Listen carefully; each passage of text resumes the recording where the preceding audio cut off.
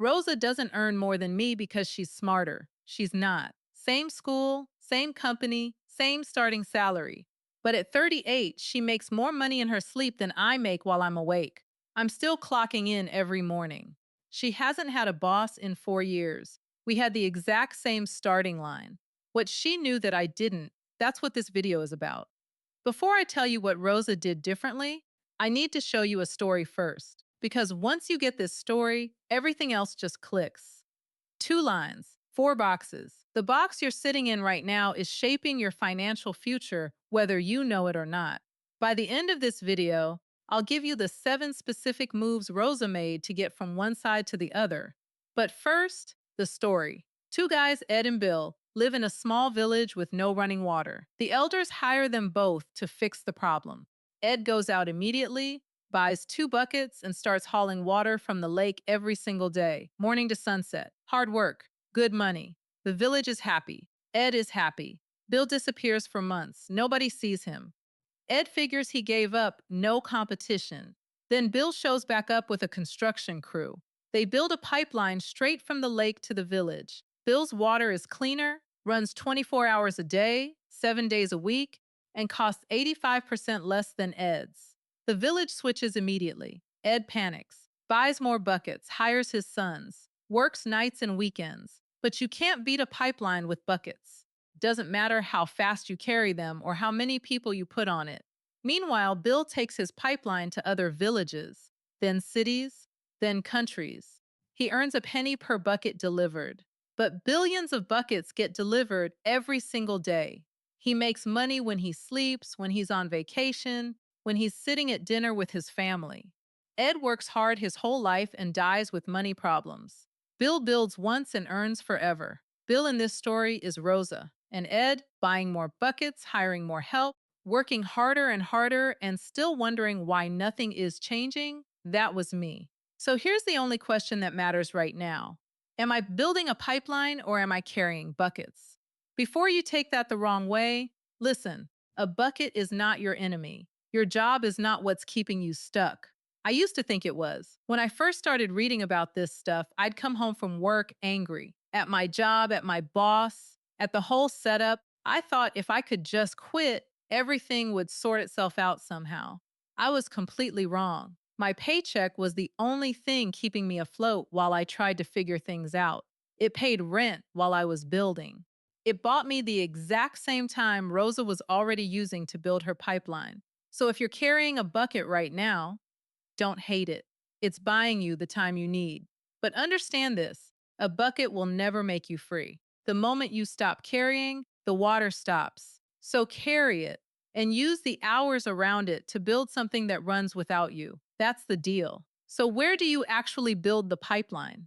That's where Rosa comes back in. She drew this out on a napkin at a coffee shop once. I thought it was too simple. I was wrong about that too. 2 lines, 4 boxes, one for each type of person when it comes to money. The moment I saw which box I was sitting in, I finally understood why I wasn't going anywhere. Left side, employee and self-employed. Right side, business owner and investor. 4 different worlds, basically. Different rules, different values, different way of thinking about money. Let me walk you through each one. The employee could be a software engineer, a nurse, a marketing manager. Skilled work, respected work. The employee trades time for a paycheck, and what they value most is security, stability, knowing the money is going to keep coming. You'll hear it in how they talk. I just need something stable, good pay, solid benefits. I need to know my income is secure. If you've ever said that out loud or just in your head, you're in this box. And there's nothing wrong with it. I was an employee for years. Rosa was too. I'm not here to make anyone feel bad about honest work. But the problem is simple. One source of income, one job, one employer, one decision that isn't yours. If that goes away, your income goes away with it. And then there's taxes. In most Western countries, an employee ends up paying somewhere between 35 and 50% once you add income tax, Social Security, and health care. Here's the part that actually got to me when I first saw it. The government already took its share before you see a single dollar. You earn, you get taxed, and then you live on what's left over. The self-employed. A lot of people notice the employee problem and make a move. Go freelance. Open a practice, start consulting, become their own boss. On paper, it sounds like an escape. It's not. As an employee, they had one job. Now they have 10, and most of them they have no idea how to do. Billing, marketing, sales, operations, customer service. They didn't escape work, they multiplied it. Think of the consultant who's always behind, the dentist running their own practice, the shop owner who can never fully unplug, working more than ever, maybe making good money, but exhausted because the whole thing still depends on them personally showing up every single day. You'll hear it in how they talk. If you want it done right, do it yourself. I can't find good people. Nobody does it better than me. The second you actually believe that, you can never step back. You can never grow past yourself. You become the business. And a business that is, you can only ever be as big as you. The dentist who goes on vacation also sends his income on vacation. Tax situation is about the same as an employee, 30 to 50%. And same rule. Stop showing up, the money stops. This is just Ed with more expensive buckets. The business owner. This is where it shifts. Forget the image of some tech billionaire. Think about the person who owns 8 car washes in your city or a small company with 40 employees. The business owner doesn't own a job, they own a system. And that system runs whether they're there or not. A real business owner could disappear for a year, come back, and find the thing more profitable than when they left. They don't do the work, they built the machine that does the work. Listen to how they talk. Who can I get to handle this? What system do we need to build? Notice, none of that has them personally doing the thing. That's the whole shift right there. Quick test. If you stopped working tomorrow, would the money stop? If yes, you're on the left side. Doesn't matter what your title says. Business owners have something called OPT, other people's time. You have 24 hours. A business owner with 20 employees effectively has 20 times that. That's how the right scales past anything one person can do.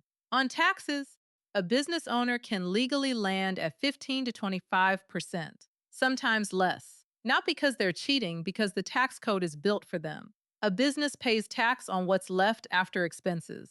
Earn, spend on the business, then pay tax on the remainder. Compare that to the employee. Earn, get taxed first, then spend on your life. Same country, same laws, totally different sequence. Rosa crossed into this box at 31. I watched it happen with my own eyes and still had trouble believing it.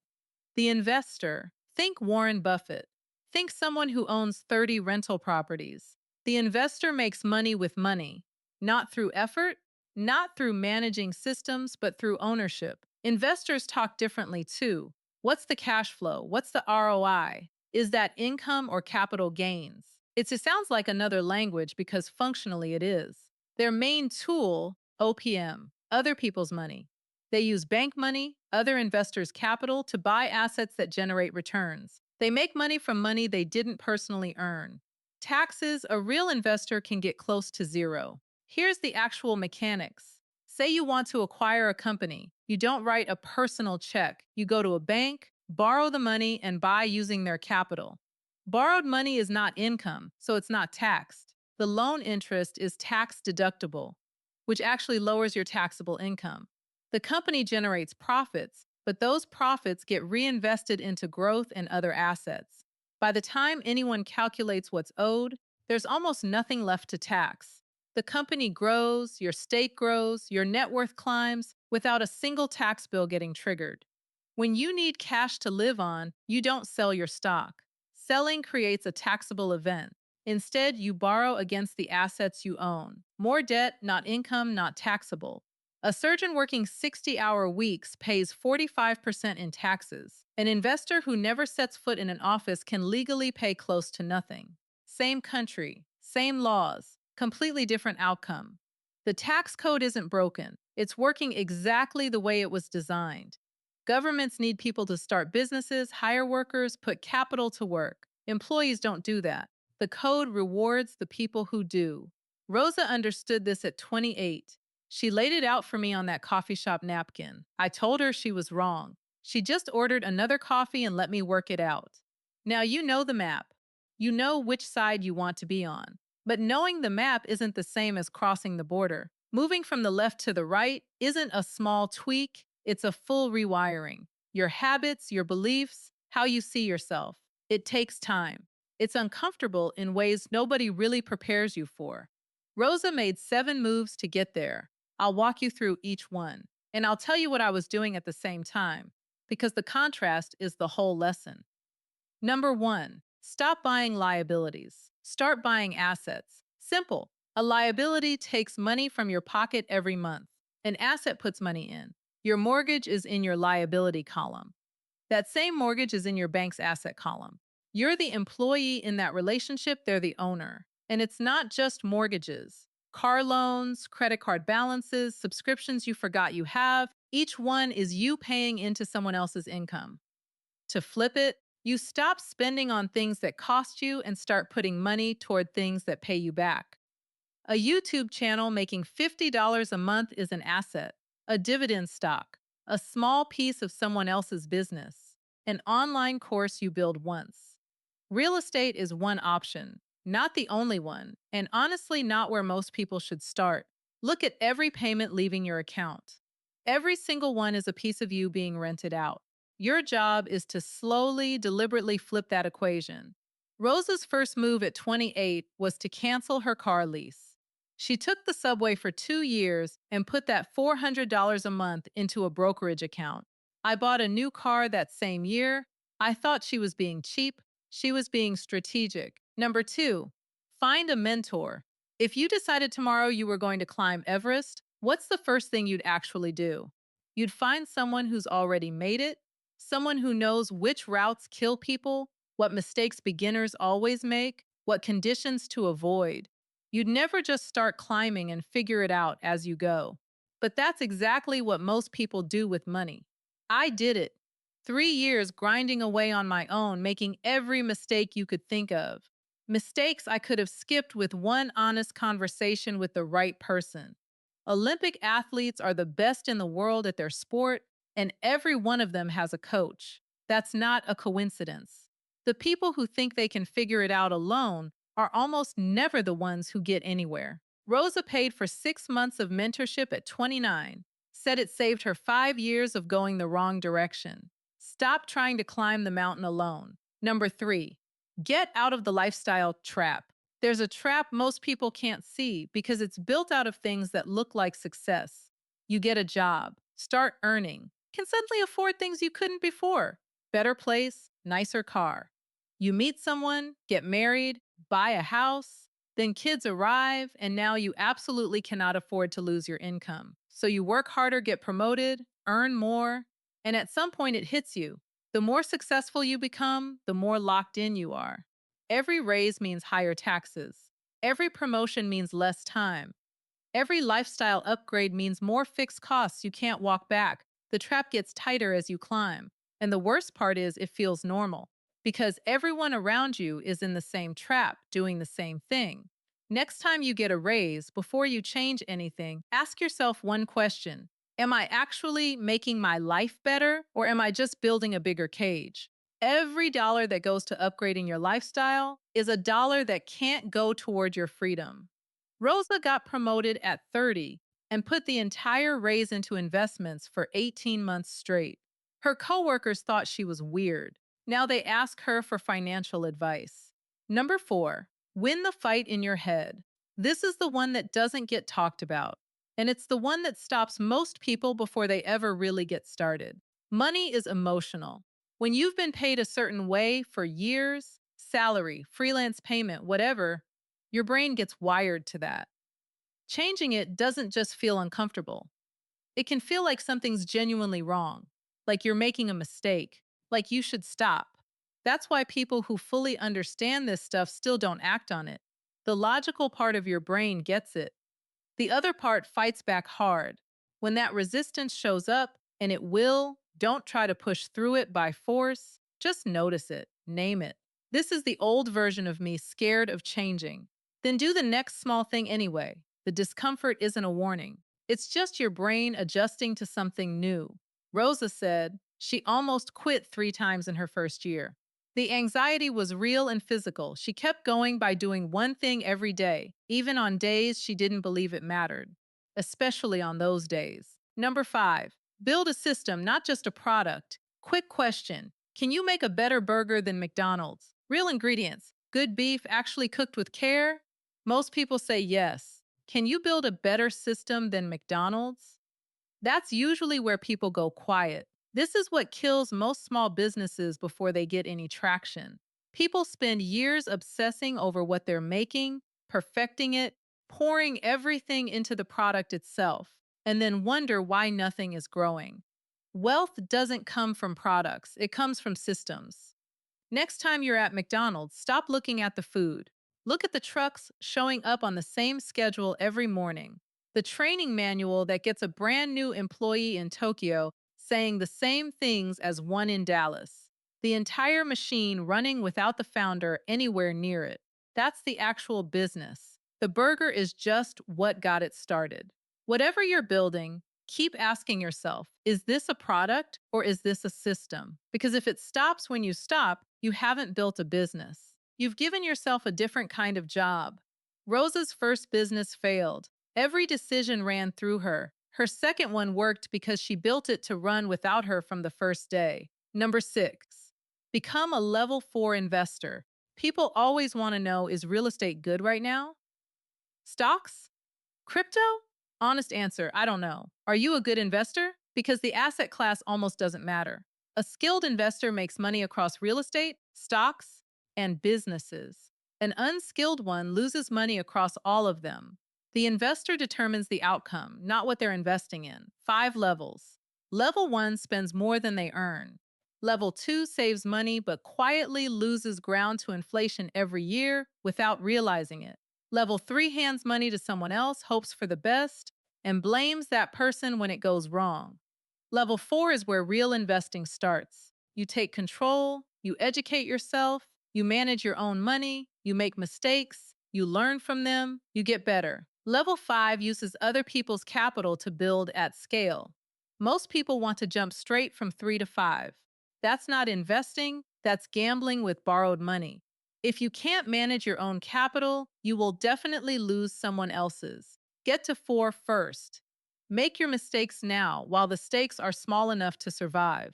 Rosa spent 2 years at level 4 before she ever touched outside money. She lost some, said every single loss taught her more than any book ever did. Number 7, use the hours nobody's watching. Here's the only real gap between people who build something and people who don't. It's not salary, it's not education, it's not connections. It's what they do with their time when nobody's expecting anything from them. I know what some of you are thinking. I'm already worn out after work. When exactly am I supposed to build anything? Here's what most people get wrong. The problem isn't how many free hours you have. It's where your attention is going during those hours. Two people can have the same job, same office, same paycheck, and the same 14 hours out of work. But one of them is using those hours differently. Not just doing more, thinking differently, listening to something on the commute, reading during lunch, turning dead time into something useful. They're not adding more hours to the day.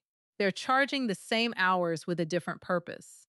Rosa listened to finance podcasts on the subway both ways. She read during lunch. She made the same 24 hours work twice. I had those same hours. I just aimed them at Netflix. Fast forward 5 years. Same job, same starting point, completely different lives. Your boss's job is not to make you rich. That's your job.